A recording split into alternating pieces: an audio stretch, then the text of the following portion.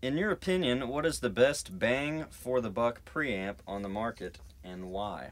Um, First off, let me talk about there's two kinds of looking at this preamp business. We got a given singer on a given microphone, and we say, all right, we're going to go through, let's say we got, what do I have?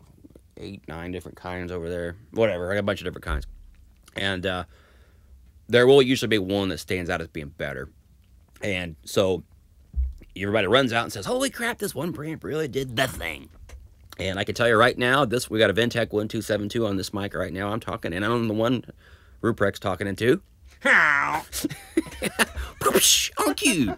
And I've been really big on that preamp lately, but it works really well with these two mics in particular. There's other mics for other things or other preamps for other things that I gravitate towards.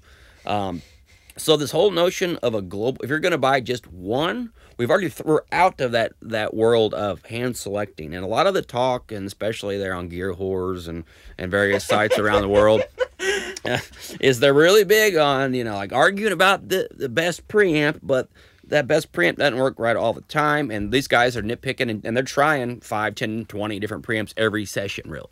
This is bigger boy land. Now, when we get back down to lower land, where maybe we're upgrading from a PreSonus or, Focusrite interface, something like that, we should go clean, in my opinion, because you want something that's just what I'm calling non-cloudy preamps. Some preamps are do a lot of character, and that's when you get into the real fun, in my opinion. But what clean preamps do is they don't suck at all. And But they don't add any kind of color, really. no, Yeah. I mean, I guess if you could say a lack of cloudiness is somehow like clarity. It added this in my view. It just took junk out, like some kind of like good sifting filter thing. So, but anyway, back to the original question at hand. Two preamps come to mind right off the bat, and it's the Focusrite ISA 1 and the True Systems P Solo. Both of those preamps I think are tip top, awesome, little clean preamps, and no cloudiness. They just go.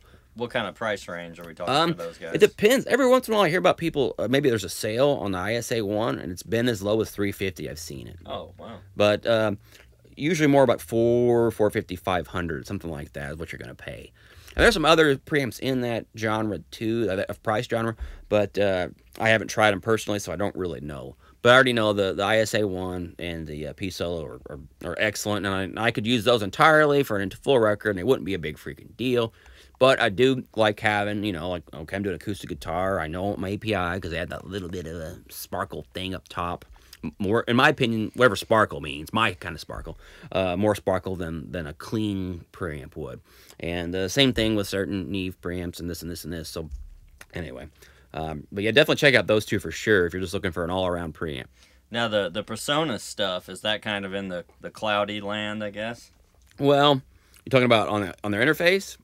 Because their ADL 600, is the tube preamp, that's $2,000. It's awesome. It's full blown real stuff. Just like the cheap interfaces. A lot of people I've seen use those. Well, and the thing is, and you might even hear awesome recordings with them, but if you A/B'd it and you get in squint mode and you're like, trying to hear, there's no doubt about it. I really like it on my interrogator sessions on Killer Home Recording, where you can hear 10 or 15 different preamps on the same damn source, and I've done them as scientific as I can be.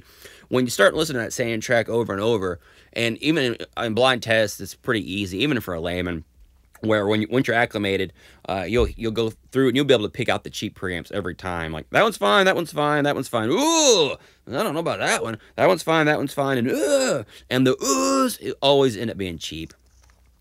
So there is something to it then. I do believe so. I know how much you should spend is another story. I do not feel people, I think, really sensationalize this preamp business. They really make it thing like the coming of Christ. Holy hell! Yeah, I know some guys like that. And it isn't that big a deal. When just recently I mixed a song that I tracked at a buddy's house. It was a 48-hour film festival thing, which is the Behringer ADA 8000, which is an ADAT 8-channel preamp and converter for like $200. And I use that portable because I don't want to take the apogees out. And anyway, mixing that was no more or less challenging than mixing 95% of the stuff I've done with that singer. So I don't know. I don't think anyone would pick that out and go, uh-oh. I think I am a bigger deal than my toys.